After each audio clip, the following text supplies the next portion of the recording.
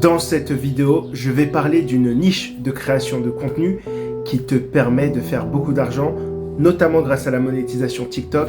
C'est celle de traiter des histoires vraies, true crime. Les gens, ils en raffolent. Je vais énumérer les étapes à faire pour pouvoir générer ce genre de contenu. Déjà, je vais te dire ce qu'il va te falloir. Les prérequis qu'il va te falloir. 1. Tu vas avoir besoin de ChatGPT. 2. Tu vas pouvoir trouver des histoires vraies que tu peux traiter. 3. Un enregistreur ou bien une voix IA.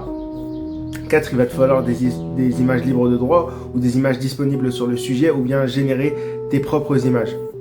Alors, qu'est-ce que tu vas faire? Ce que tu vas faire pour créer ce genre de contenu, c'est en vrai qu'il y a vraiment deux façons pour le faire, pour trouver une histoire sur ce genre de contenu.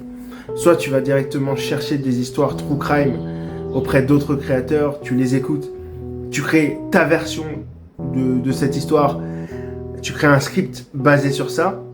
Ou bien 2, tu vas sur internet directement, c'est très bien aussi, tu vas chercher des histoires true crime sur le net et tu les mets en lumière. Une fois que tu as cette histoire, tu demandes à ChatGPT de t'en faire un texte que tu vas pouvoir lire. Une fois le texte généré, je te conseille évidemment de l'améliorer, de modifier le texte pour que ta vidéo soit meilleure. À ce stade-là, tu as deux solutions pour lire le texte. Tu peux aller directement chercher une voix, comme sur un site comme Eleven Labs, qui va te donner une voix, ou bien tu peux prendre un enregistreur et t'enregistrer toi-même. C'est une très belle option aussi, et c'est une option qui te reviendra beaucoup moins cher. À ce stade-là, maintenant que tu as la voix et que tu as l'histoire, maintenant il te faut des images. Tu as plusieurs options. Tu peux en générer si tu as un ChatGPT payant, ou tu peux en générer d'une autre façon. Tu peux utiliser PicaArt par exemple, qui te permet de le faire gratuitement. Maintenant que tu as toutes les matières premières, tu as la voix, tu as les images, maintenant tu peux aller dans un logiciel de montage. Je te conseille CapCut évidemment, je pense que c'est la référence à l'heure d'aujourd'hui.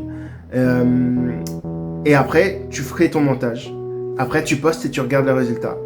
Et à force de poster, tu auras une intuition des images, de ce qui va marcher, de ce qui va pas fonctionner. Ça, c'est vraiment un autre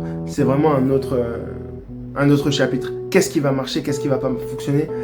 On peut en parler, je peux en parler dans une autre vidéo. Bref, dis-moi si ça t'a aidé et dis-moi ce que tu en penses en commentaire. Lâche un max de likes pour la valeur que j'apporte.